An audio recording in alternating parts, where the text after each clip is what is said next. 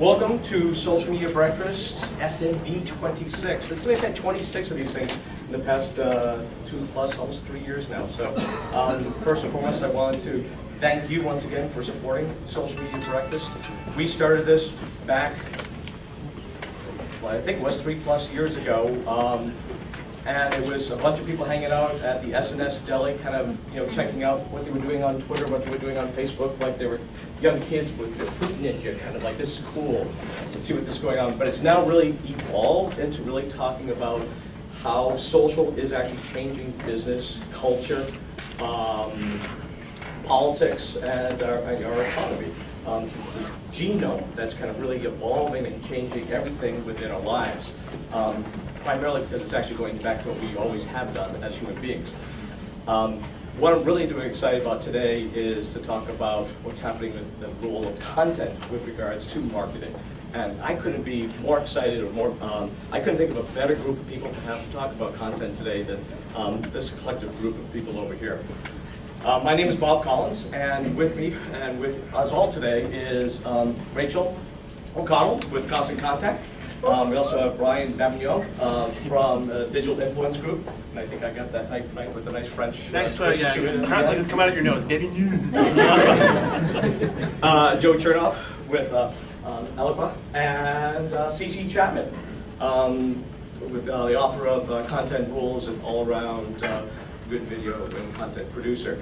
One of the I'd also like to do is thank our sponsor, Digital Influence Group, in which Brian is a part of, and Paula Ginger for continually sponsoring the breakfast, and Constant Contact, who has been our second host, a second time as a host for the breakfast, and I also like to call particularly Dave and his team for really kind of supporting and putting this great breakfast and lunch together. It's interesting when you talk about, of course, like the one thing you're not supposed to do. I mean, the one thing I always kind of think about is, with regards to content, is I always feel like it should be helpful, honest, collaborative, participatory, personal, passionate, and playful. Those are kind of my rules when I think about content, because I think about content as, content that captures and instills passion in others through storytelling. Be it paper, video, photograph, interactive visual graphics, experience through a live event. It's all about instilling a sense of awe, excitement, and providing experience that solves a problem or a need or even just a connection with the community. So we're going to have some, the team up here talking a little bit, some of their various examples with regards to strategies for content, some real high-level ones and some really diving down deep in how content has actually helped create and extend brands. Some other interesting proof points is that like 1/4 of Americans make purchase decisions based on blogs. 75% of consumers prefer informational articles and content versus advertising. 60% of business decision makers say branded content helps them make a much better purchase. And another one I always love is that McKinsey came out a couple years ago that 80% of all major buying decisions are happening without anybody from the company ever being present. So they're contacting with you out there without actually touching your brand, but maybe your content of your brand as it's out there. The interesting thing is to sit back and you go like, where is companies or and brands and individuals and storytellers and politicians are going, here I am. And I want to bring people to me, but yet the conversation is actually all going on over here. So people like saying, I want to keep on bringing content back in, I want people to find me, but all the conversations are happening, content kind of happening over in this other geosphere. This is a model that was written by a good friend of mine over at Andrew Davis over at Tipping Point Labs. But with that, I'd like to jump into Rachel, talking a little bit about her rules of new content marketing. Just want to make sure. Bottom button. There you go. There we go. Best in. There we go. Thank Feel free you to so walk much. around or. Oop. Yep. We've got the wrong order here for a sec. That's Keep okay. going. There we go. That was Joe. Yeah, that was Joe. Now this is me. So I'm Rachel O'Connell. I'm the director of content here for Constant Contact. And I really liked the theme of today's session, which was about the new rules of content marketing. This is something that I and my team, we live and breathe daily. So I'm going to talk a little bit about content as it was, and Bob's introduction set me up beautifully. Thank you so much for the transition. So content as it was really controllable by us as marketers, by our companies, and we had limited channels. We had our websites, we had radio, we had TV, we had the live speaking engagements, and we had the opportunity to gather people's interest and then really take the time to build trust, build relationship, and really cultivate that and nurture it ultimately into a sale. And brand really was king. If you were a Coke person and you had a Coke logo on your content, that spoke for a lot, and brand was very trusted. And as a result of all of that, content was something that we could control. We had a lot of say over it. Flash forward to the data sphere that Bob just put up on the wall there, and content has extensive channels. And so the good news is that your content is out there and it's being shipped. Well, the cool stuff is being shared. But we have less control over what our content is doing for us once it leaves the building. The good news is that means that your content is working for you. What's nice is that we have a really short amount of time to talk to people live and on the phone, so content helps to really establish that relationship out of the gate. In a sense, it's kind of replaced the cold call. And so when people come to your website, when they arrive at your company, they're already predisposed to think positively of you and hopefully buy what you're selling. The thing is that studies are showing that brand actually matters less than sort of the peer referrals. If I were to write to Brian and ask him, hey, what's something that made your life easier? I'm sure he would make a recommendation and I would listen to that. We're all marketers and we know the power that marketing can have. And so, we can be right to be a bit skeptical. But folks out in the world are making buying decisions at a far greater rate by trusting the people around them than people that they trust in their day-to-day lives. So for me, the first new rule, and I'm sure all of us know this, is really be where they are. This sort of Kevin Costner, if you build it, they will come mentality just doesn't hold true in the world anymore. And so you want to be in their inbox, in their feed, on their wall, so that when they ask that inevitable question, you're there and you're present in front of them. The second new rule to really think about, and Bob set it up nicely, is really thinking about all the ways there are to tell a story. Now, I'm a reader. I will always read a blog post. I will invest in a 50-page guide if it's something I'm really interested in. But really think about your audience and the ways to present information. Joe's going to talk later about infographics, and it's been fascinating to watch the world of infographics evolve, because they do take what could be a very dry research report and present it in some really compelling and interesting ways. I really think that there's going to be a next evolution of infographics that helps people understand how to absorb that information and make decisions based on it. But imagery is a really rich way of getting information across. The blog that I actually include up here on this slide is one of my favorite style blogs. So I'm somebody, I've got 2 small children at home. My ability to think creatively about how to decorate my home is sort of limited to what's on the stock shelves at Home Depot. What's nice about this blog is it's a style blog, and rather than describing new trends in bathroom design or decor, the only words on this blog are the headlines, and then everything else is pictures. Why describe style when you can show it? You can hook people quick, you can let them get the point across and go out about their day, and I want a bathroom that looks like that. As I was saying earlier, our friends at Bizarre Voice did an infographic recently and a lot of research talking about how our motives as marketers are growing increasingly irrelevant in the buying decision. And this isn't really just a trend for millennials. I think what they're showing here is that baby boomers too are really looking to the Aunt Sally sent me vibe, the what does my colleague think?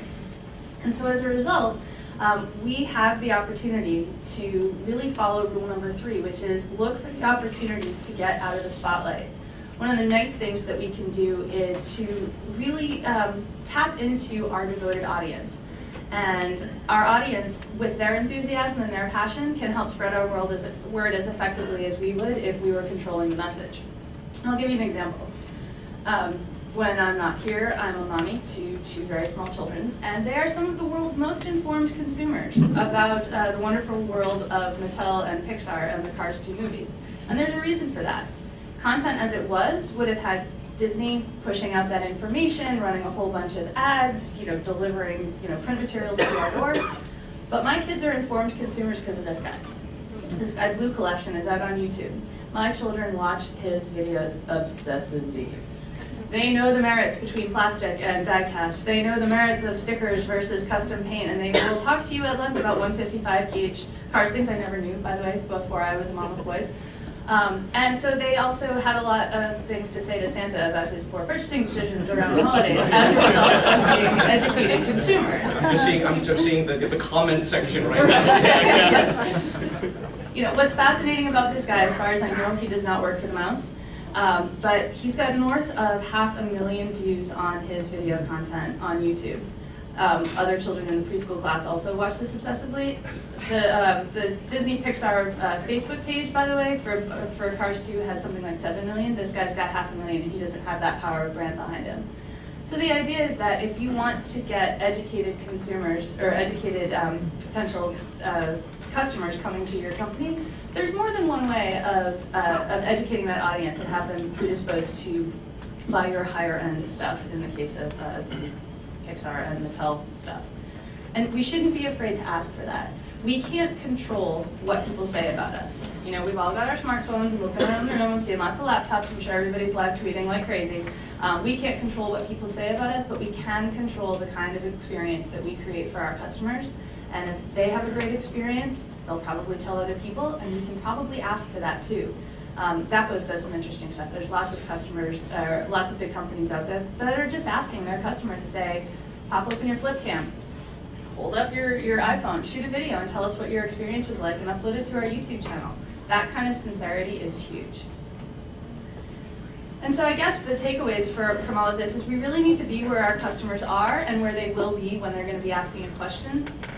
We want to create content that really is easily shareable and it connects quickly. Remember, think about your audience. If you live in a visual world, use pictures. They do count for 1,000 words, I'm told. And look for the opportunities to let other people express your brand. It's a sincerity play. You have the opportunity to step out of the spotlight and let other people talk on your behalf. And don't underestimate the value of people who are not customers, but are advocates for your company and your brand. With that, I give you the fabulous Brian Babigno. Thank you. Fabulous. Brian is the Vice President of Media and over at Digital Influence Group. He helps lead the digital and social team over at DIG and a growing creative client base. And I've really enjoyed speaking with Brian because a lot of synergy amongst all this panel here about the term that he came up with to talk about how you view content with larger brands. Content I always used back in the day was always about us. Come to us, here's our story. Content's now really evolving about you. What's your story? What's your needs? And the term that Brian came up with was talking about, how can you become a generous brand? So I don't want to steal your thunder, but thank you very much, Brian, and take it away. And I'm going to stand because my feet fell asleep there and I tried to stand up. Terrible. I'm Brian. I've had the fortune of working with a number of big companies since 2004, American Express, IBM, AT&T, help them put programs in market where content is at the core, and we're using content to activate social engagement, activate digital channels to drive business results. And so what I want to do is just share a couple of things. Share some of the ways that we talk to CMOs and heads of marketing at these big companies and get them not just comfortable with the idea of content marketing, because at this point they're comfortable, but get them to think about it in the right way that will drive success but also meet their needs. It's a challenge. Advertising is not the same as creating content for your target. And a CMO, today's CMO, depending on the stats, they're either in the job for anywhere between 18 months to 2 years. So while they're really excited and they can take some risks, and the risks are what are presented by the opportunity with social and content, they also need to drive business. They can't put something in market that fails. History is littered with these amazing content vehicles that are underpopulated, that had 5,000 people come, but took $5 million to build. So I'm going to share a couple of quick principles and ways we talk to these folks and ground it in a couple of practical examples. So the first thing we talk about is embracing the people's agenda. And we call it an agenda because we know in social and content and digital. People have an agenda. I've decided what I'm going to do with my day. I've got 16 hours of awake time, and every moment I have free, I know what I'm taking in.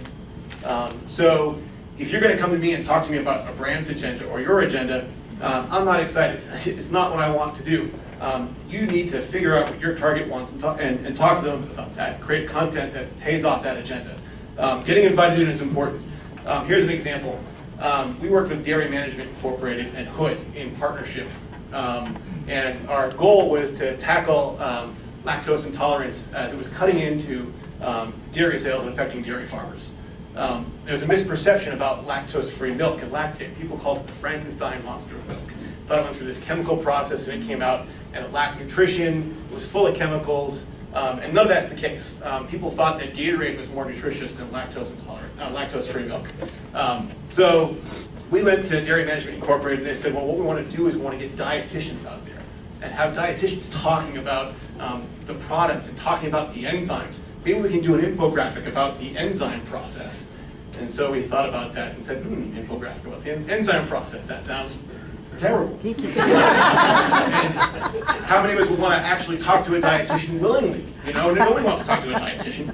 And so we did some research and we found that what we could help is once you've solved the problem of lactose intolerant, what are you doing? You're trying to figure out how to feed your family and feed yourself. You're trying to figure out how to plan meals for your family. So we found an intersection with helping solve a problem around food. We went to recipe sites. We found there were, any given recipe site, there were between 5,000 and 10,000 lactose-free recipes out there in the marketplace. So we built a program that was around food. We had a cooking contest, not unlike Top Chef, called the Gourmet Cook-Off, with lactose-free recipes. People were flown to Hollywood, but we also had a base of recipes that people contributed and talked about and shared. So this is a way that we embraced the people's agenda and had great success where not only did people engage with the content, but they got the message. They saw the lactate in practical uses and started to use in their everyday lives. So the second principle is starting with value. This is a nice way of saying it's not about you, or a more formal way of saying make it awesome for your target. But putting value on the table, being a generous brand, we think is a really important concept when it comes to content. Now remember, we get people, targets, who every day are pre-programming their lives. So we want to get invited in. As a brand, we want to get invited in because giving them good content creates time for us to spend with them. And in that time that we're spending with them, that's when we can message to them. That's when we can give them something interesting to think about from a product standpoint, from a brand standpoint, and tell a little bit about who we are. So we think about being a generous brand. You know, this is a problem that we tackle with IBM. The generous brand idea came into play when we were talking to them about their mid-market audience. So IBM, not surprisingly, loves to lend their experts to big companies, right? They have big companies who spend lots of money, so it's easy for them, an easy business decision to say, yeah, we're going to have 6 guys just be in your company, walk the halls, share their expertise. For mid-market companies, not so economical. And the mid-market guys felt like, you know, hey, IBM only talks to me when they want to sell me something. And all they wanted was access to the experts. It was a simple ask. We want to just talk to the experts. We want to learn from them. So what a nice thing for IBM to start to understand, wait a minute, you know, we actually want to talk to these folks. So we created a community where we had IBM experts, we brought in some outside bloggers, and we had a rule. The rule was you're not talking about IBM products. You're not shilling servers, you're not talking about hardware, you're talking about what the audience wants to talk about. You're talking about cloud computing. You're talking about virtualization. That's being a generous brand. And not surprisingly, when you look at the results and the conversation in that community, the term most frequently used was IBM. So ironically, in not making it about themselves, they made it totally about themselves. So it's a little trick there, but that's what being a generous brand means. Be creative to drive scale. Now this is where we start to address some of the CMO's concerns. So as I said before, you know, history is littered with these amazing content-based programs that are underpopulated and underattended. And the CMO cares about scale. They care about big numbers. They want to hear that 1 million people did something, not 10,000 people did something. So we've been working with clients to help them to understand how to use media differently. Rich did a good job of pointing this out, that the days of building a destination and driving people there, they click here, those are over. And so how do you use media to get the core value of the content experience you're creating out into the marketplace? Spend with partners to create opportunities to communicate in relevant environments. Another good example here from the Move Vision example, the lactose intolerant program I talked about. We actually worked with a bunch of bloggers to hold lactose-free smoothie contests. We created video distribution players out of our shows, and we had them embedded in relevant environments as content. So people saw them as content, they watched them as content, and that took media dollars to do, but in the end we got people to watch the content, they got the message. So we think that's really important. And then finally, we know that of all things that CMOs care about, they need to drive business. It's awesome to say we did this awesome thing. This is a beautiful white paper. We created this amazing 3D, that's not going to matter. What they care about is how do we move the needle. So the first question we ask is, do people like it? The first rule of content marketing is make sure it's good enough that people will engage with it. That's how you're creating that time to spend with them. The second thing is, do they feel differently? And this is something that's sometimes missed in digital. Digital, we tend to default to behavioral metrics, which makes sense. It's always been that way, where we can actually see what somebody does, so we should care about everything they do. We should also care about how they feel, especially sometimes content marketing. It's a little bit of a softer sell. You're not saying, click here, do this, give me your email. You're saying, read this. And do you feel differently about us now as a brand? An example here, the past year we worked with AT&T, and what's the first thing everybody thinks about AT&T? Dropped calls. Bad network, right? So they have suffered under this for a long time. They claim they're suffering unjustly, and that Apple and Android get all the cachet because they have the cool devices, but every time they drop a call, it's AT&T. And so they said, we're actively working to do this. How can we message differently? What will the advertising do? And we said, well, if you're actually building infrastructure changes, why don't we build a little content module that has a map, and in your key markets we'll show people exactly where the changes are happening. So they can be on their street corner and look up and see a map that says, we increased the power in this tower, putting LTE in over here, we're putting in 3 new towers over here, and that's it's a show, don't tell play. Don't tell people you're doing this, show them it's actually happening. So we put these maps in a market and we did a survey. And we looked at a control group of folks who had seen the maps and people who had not. And we found that we were effective in helping them feel differently. How can you not feel differently about AT&T being transparent or AT&T improving the network when it's there in front of you for you to see? So these are just some of the important things that we're talking to CMOs. We're trying to get them to invest in content marketing, but do it the right way. We think these are important principles. One last thing I want to just show you as a way of how it all comes together, and all the principles, and I'm going to run through this really quick. So this is a work we did with Glidden Paints. So they have had some struggles with a particular segment that is their highest opportunity segment of folks who are called Help Me Find My Style. It's a mouthful, it's HMFMS. They like to call it that, I don't know why. But these folks are regularly stuck, and they're intimidated by other paint brands. Other paint brands like Benjamin Moore, those are folks who have the highfalutin designers who are in their social life with somebody in black and white, who's like, hey, I could paint in the same red as the Moroccan sands. And so these are not this group. This group is easily intimidated. So we went out to find a peer group. We wanted to find folks who they could relate to. So of course we found fashion and style bloggers who were everyday folks. There was a couple who had redone their entire house in the city, and they were blogging about it the whole way. And so we created a publishing model. Well, this is our Colortopia team here. There's 8 of them right now. We have an editorial account. They publish like a regular website or regular publication about finding new ways to find style, finding ways to decorate your home, how it's actually easy. This target feels uncomfortable sometimes putting paint in the wall because their least favorite thing is this idea of, you put paint in the wall, what do you want to do? You want to stand back and enjoy it? They're afraid that they stand back and go, oh, it's terrible. So they help infuse confidence in these folks to make the right choices. We built a couple of tools to help this too. So we're combining publishing content that comes from the bloggers with content that comes out of tools where the thing in the middle here lives on Facebook. It's a tool called My Image Inspiration. What it is you can upload a photo from any photo you want. We found a lot of folks found that they were like, well, I want to paint my house, but all I know is I want to paint my house around that pillow. Or I love this photo. Or I love this couch. I don't know what else to do. So you can upload a photo of that. This tool will pull out the colors that are in that, and you can take those close to the store and get that color and the complementary colors to paint with. So these are some of the ways that we think about sort of bringing all this to bear for a client. We have tools that create content, live out in the marketplace in a distributed fashion so people can engage with them. We've got bloggers who are publishing who are relevant to the target, who are providing what the target needs, which is confidence, and a peer group to give them that confidence. We also have them publishing on their sites regularly, on their blogs, about what we're doing. We distribute tools, and we're driving great results. And this is the kind of way we bring all this stuff together to bring a program to life that's content-based. And with that, Okay.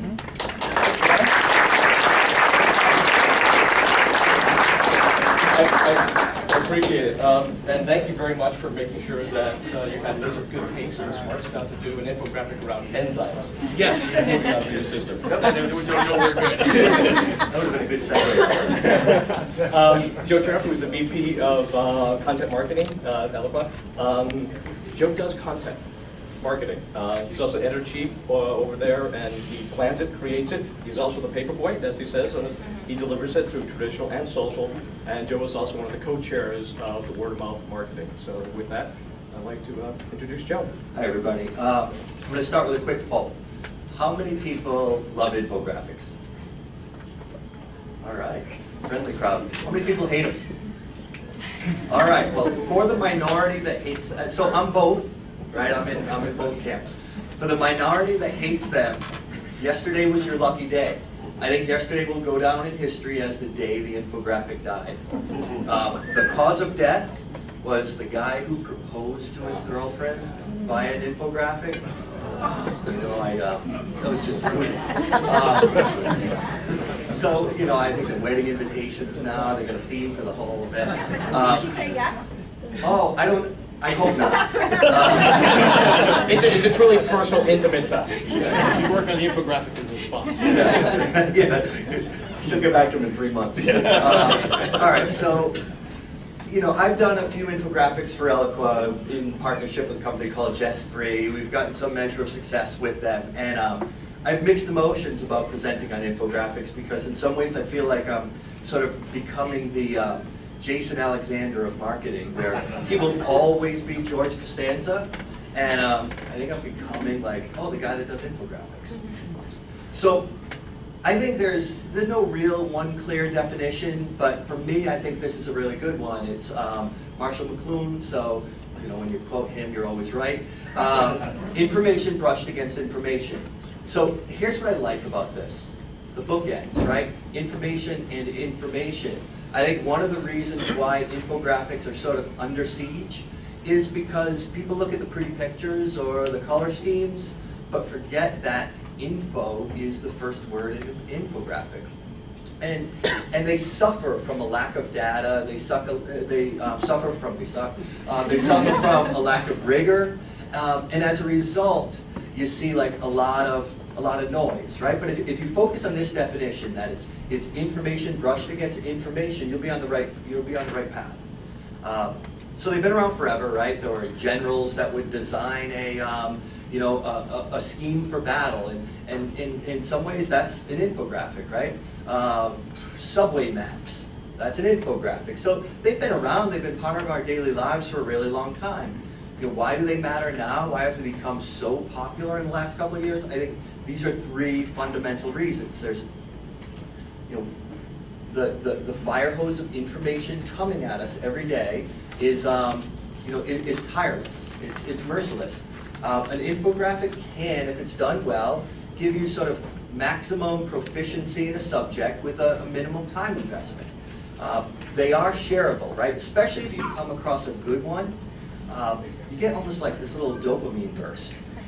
I like seafood, and I found an infographic, the main guy, David McCandless, and it looks at what fish are most sustainable, like what you should eat, what you shouldn't eat, not from health reasons, not from mercury reasons, but like which ones are going to go extinct, and stay away from those. And I printed it, and he was really smart. He made it in such a way that you could print it, and then it had like perforated edges where you knew where to cut and fold, and you could make it into like a little thing to slide into your wallet. So you go to the Whole Foods fish counter and you're kind of dorky, but you take it out and you're like, oh, you know, black cod, no. And so I think black cod is a no. And so that to me is, you know, I got a little dopamine burst when I found that, because it played a value in my life. It contributed to my life in a meaningful way. So a few months ago, I was about to pull the plug on infographics for Eloqua because I felt like there were a lot more. I thought there would be more hands held up for Haley because I did feel like it was starting to get noisy and we weren't, the community wasn't able to tease the good ones from the noisy ones. So I did a little test. And I looked at ours, and I looked at a competitor of ours who tends to put one out like the day after I do. And so what I did is I looked at like top of funnel metrics, right? Like inbound marketing metrics, views, tweets, links, especially links, likes, shares, and ours, the content created, which you'll see in a minute, is the thick green lines. The others have been red. The message here isn't that like we do better ones. It's that when you love a medium or a type of content, I think the public notices.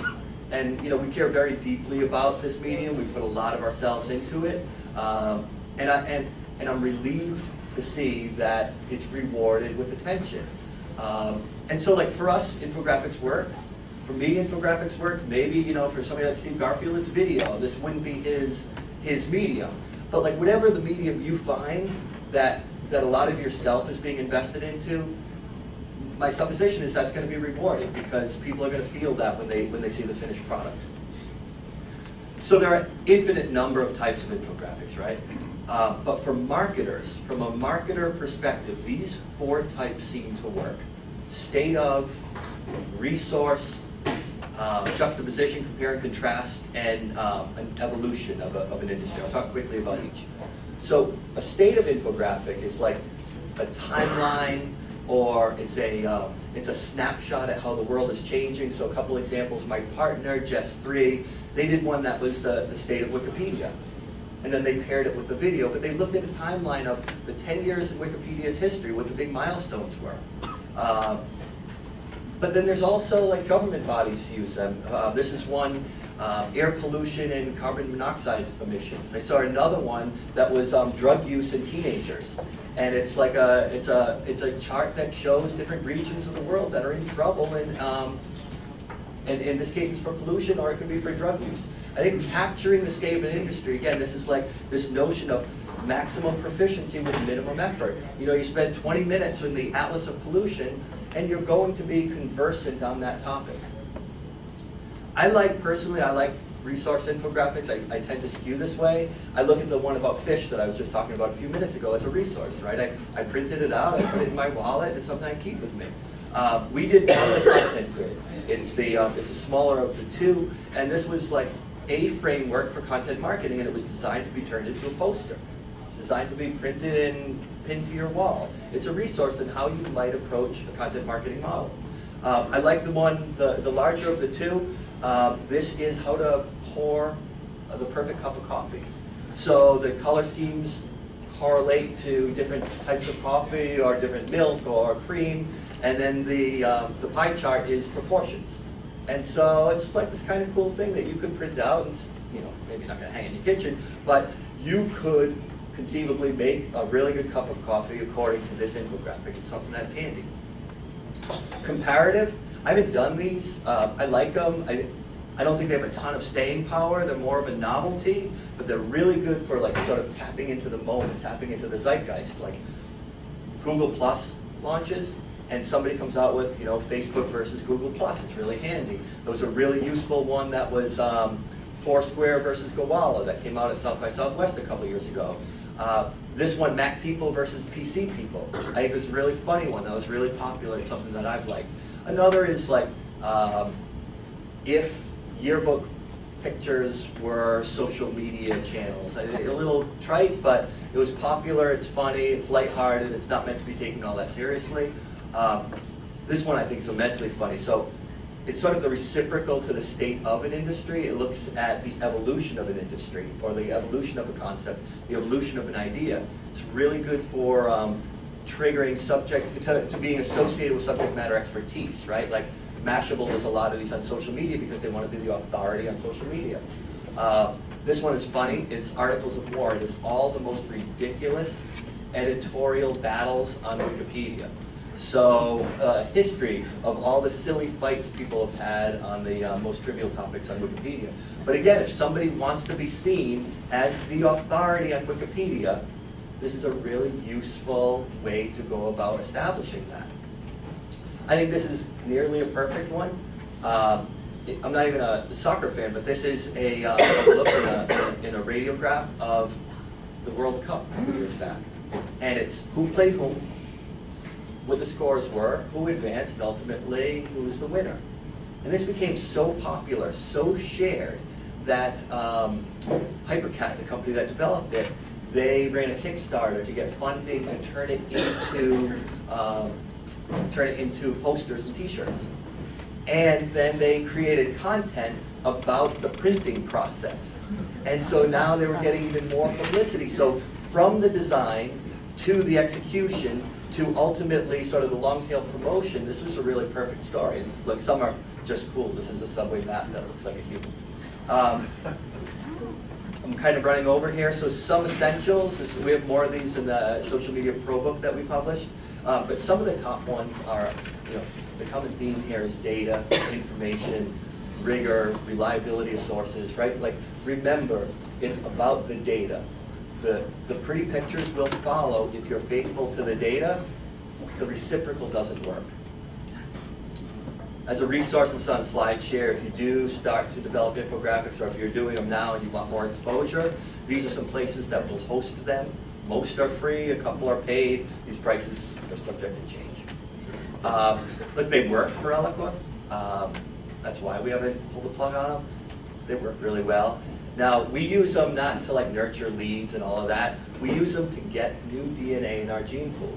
We use them to be discovered by new potential buyers. They drive more traffic to our blog than any other type of content. They also are really effective at people that discover us through our infographics, disproportionately click through to our www site and disproportionately fill out a form on our www site. So it's bringing new DNA into our gene pool. From a PR standpoint, there's like nothing that tops that.